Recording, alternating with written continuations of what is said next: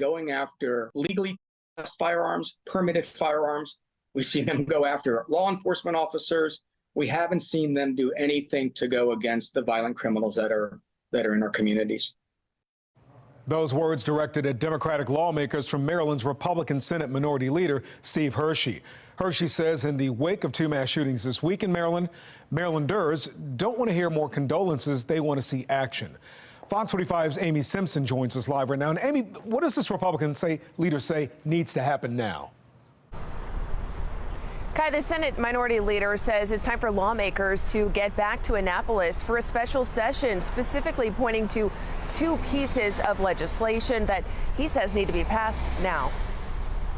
Separated by more than 100 miles, two Maryland mass shootings this week, one in Baltimore, another in Salisbury, now sparking calls for action in Annapolis. This doesn't have to be partisan. After Sunday's mass shooting in South Baltimore, which left 2 dead and 28 injured, Senate Minority Leader Steve Hershey taking to Twitter. Elected leaders are talking about root causes. He said in part, Marylanders deserve to know our leaders believe this is an immediate crisis. The immediate thoughts and prayers and the condolences and the heartfelt expressions that come out from our elected leaders, but nothing that comes out that says we are going to do something about this immediately. Upon written request. Today, Hershey pointing to two pieces of legislation that could make an impact now. There should be outrage from the community against their elected officials on why these types of bills are not moving forward. Over the last 4 years, he says the Violent Firearms Offender Act, which would put repeat criminals behind bars, only passed the Senate twice, dying in committee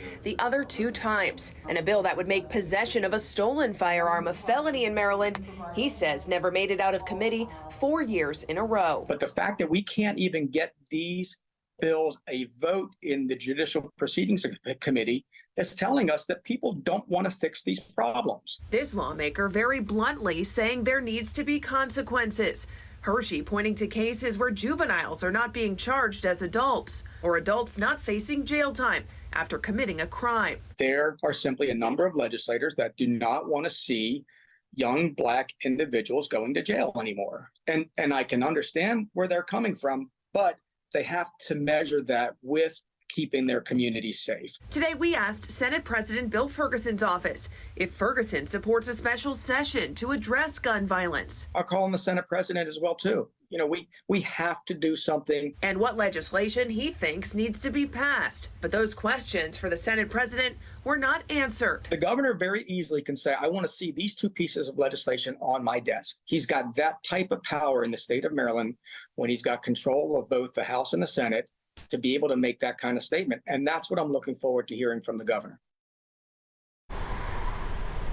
And at least 3 times this week, Fox 45 News asked the office of Governor Wes Moore if the governor will call a special session to address gun violence, but each time, no response.